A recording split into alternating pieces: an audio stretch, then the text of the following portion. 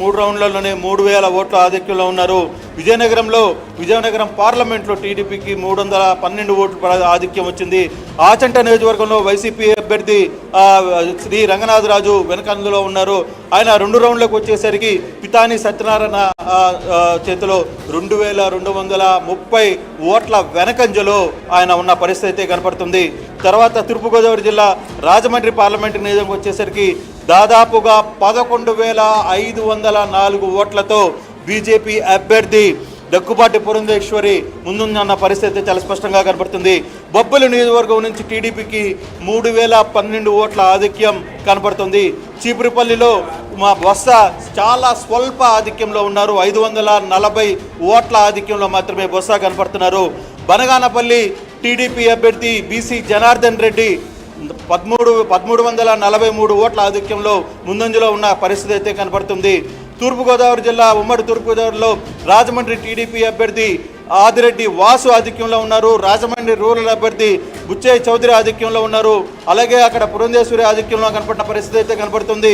అలాగే నసరావుపేట పార్లమెంటు నియోజకవర్గానికి వచ్చేసరికి 3158 ఓట్ల లీడింగ్లో టీడీపీ పార్లమెంటు అభ్యర్థి లావు కృష్ణదేవరాయలు ఆధిక్యంలో కొనసాగుతున్న పరిస్థితి.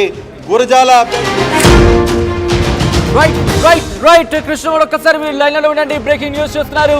పవన్ లీడ్లో కొనసాగుతున్నట్టుగా తెలుస్తుంది.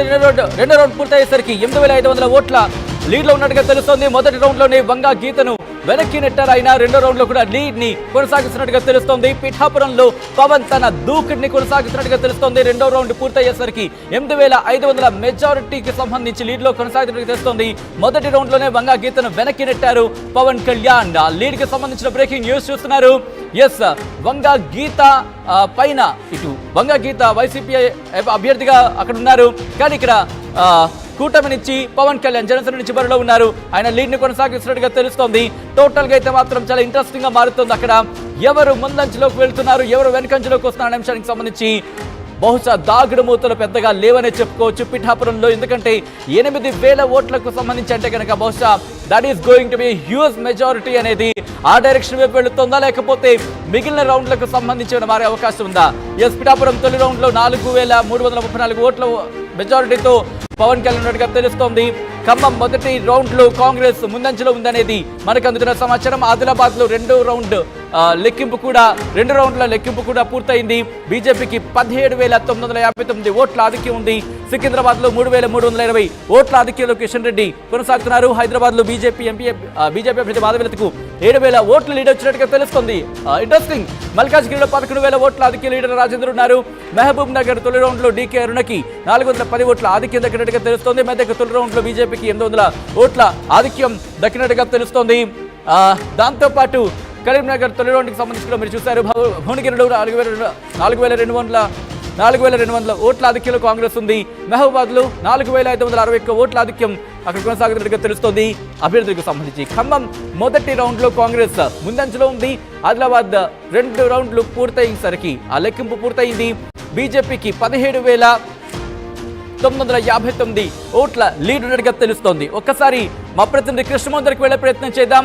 హైదరాబాద్ ఒక్కసారి ఆంధ్రప్రదేశ్కి సంబంధించి, ఎందుకంటే కాంగ్రెస్ సంబంధించి ఒక లీడ్ కొనసాగుతుంది. ఒకసారి ఆ లీడ్ ఏంటో తెలుసుకునే ప్రయత్నం చేద్దాం. మా ప్రతినిధి కృష్ణమోహన్ అప్డేట్స్ అందించేందుకు లైవ్ లో సిద్ధంగా ఉన్నారు.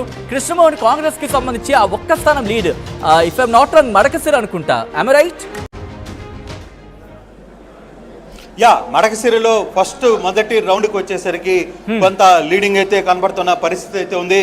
ఇప్పుడే ఒక బ్రేకింగ్ అందుతోంది. ఒకటి నగిరిలో మంత్రి రోజా 952 ఓట్లతో వెనుకంజలో ఉన్న పరిస్థితి అయితే స్పష్టంగా కనబడుతుంది సచిన్. అలాగే సర్వేపల్లిలో వైసీపీ గాలి భానుప్రకాష్ లీడింగ్ లో ఉన్నారు 952 ఓట్లతో. అలాగే సర్వేపల్లిలో మంత్రి కాకాని గోవర్ధన్ రెడ్డి ముందంజ ఉన్న పరిస్థితి అయితే కనపడుతుంది. కందుకూరులో వేమిరెడ్డి ప్రభాకర్ రెడ్డి లీడ్లో కనపడుతున్నారు. అలాగే వైసీపీ అభ్యర్థికి అక్కడ ఎంపీ అభ్యర్థి విజయసాయి రెడ్డి వెనుకంజలోనే కొనసాగుతున్న పరిస్థితి అయితే చాలా స్పష్టంగా కనపడుతుంది. కర్నూలు జిల్లాలో అలాగే టీడీపీ ఎంపీ అభ్యర్థి నాగరాజు 140 ఓట్ల లీడింగ్తో కనపడుతున్నారు. దాదాపుగా గజపతి నగరం కావచ్చు, భీమిలిలో భీమవరం కూడా దాదాపుగా మొదటి రౌండ్లో 4,300 జనసేన అభ్యర్థి రామాంజనేయులు 4,300 ఓట్ల మెజార్టీతో కనబడుతున్న పరిస్థితి.